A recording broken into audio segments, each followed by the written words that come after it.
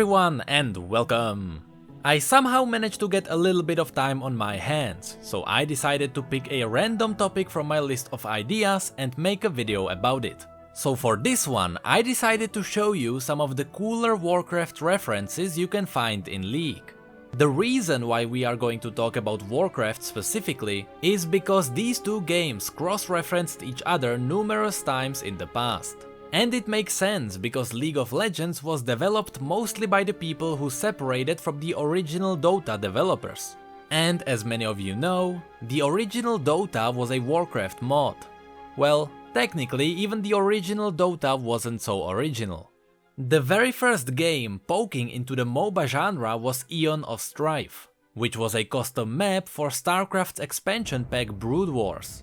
This map inspired Defense of the Ancients, or Dota for Warcraft 3.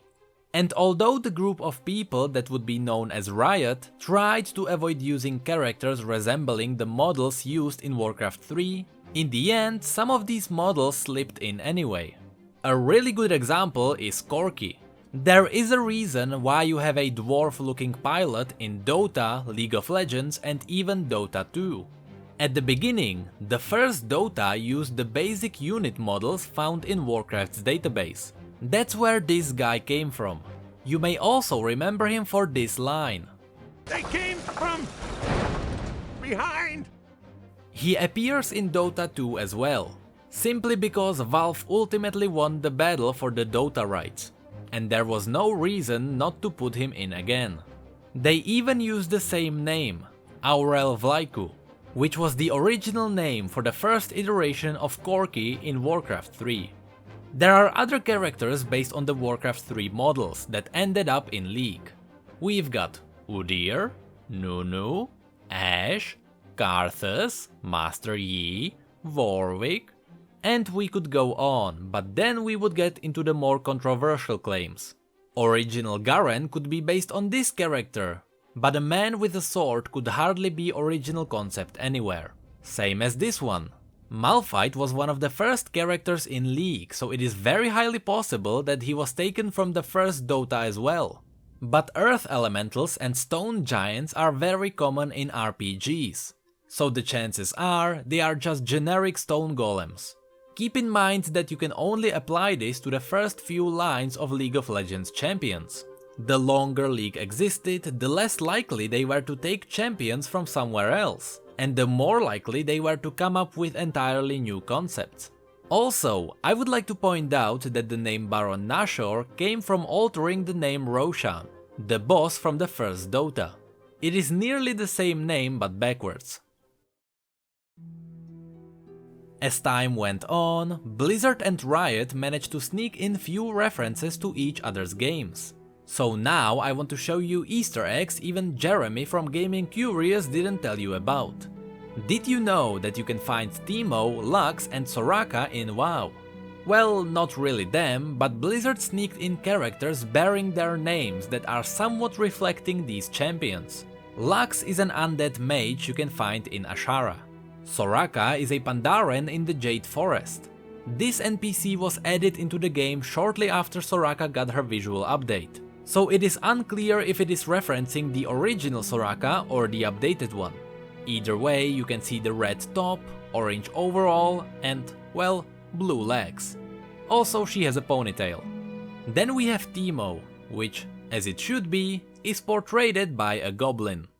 Also, the city where Teemo is located is called Bilgewater Harbor, but I do think this is just a coincidence. What is not a coincidence though is Pink Taric. This skin was directly based on Paladin's tier 5 set. Well, actually, the Pink Taric skin is a joke skin based on a joke based on Paladin's tier 5 set. Specifically, this image. To this day, I don't know its original source, but I know it was a joke of what I expected and what I got. Another really cool Warcraft reference you can find in League is the original Frozen Heart icon. I remember looking at it, thinking, I've seen that somewhere. Well, apparently the Frozen Heart icon was just edited Citrine icon from WoW. Which is not surprising since back in the day icons were Riot's lowest priority. Just look at these. It is known that they used Microsoft Paint to put together some placeholders that would eventually make it into the final game. Then we have probably the coolest Warcraft reference in League. It is known that Jarvan as a character was based off of Arthas, who would later become the Lich King. But people don't realize how much the two characters are connected. Jarvan's original lore heavily reminded the story of Arthas, a prince soon to become the king who tried to show everyone he was worthy of that honor. In the end, he would fail his own people, which would force him into consuming madness, which he would have to fight with. While Jarvan fought his consuming depression and fought to get his honor back, Arthas ultimately lost himself and became the Lich King.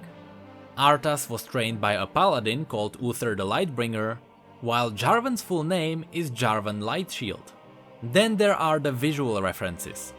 Jarvan's crown is heavily resembling the Crown of Domination, also known as the Crown of the Lich King.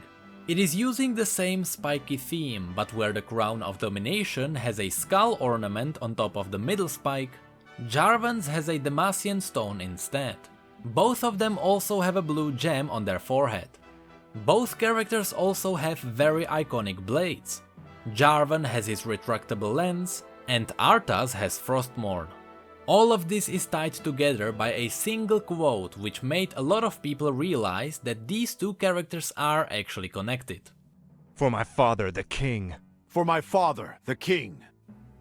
The last reference I'd like to mention is a recent one. Full credit to the Reddit user Felwinis for his screenshots. Few months ago, when stealth got reworked across League, you may have noticed Riot had some fun with the patch notes, as they usually do with the names of major changes. This time they decided to poke fun at some infamous lines. I hope you enjoyed this video. Sometimes I like to chill outside the lore and show you something between video game education and entertainment. And hopefully, today I accomplished at least one of these. In case you'd like to see more videos like this one, now that Jeremy is liking, you can click the like below and let me know. You can also comment below in case I missed another cool reference. Don't forget to follow us on Facebook, Twitter and Discord if you'd like to chat. And as always, thank you come again.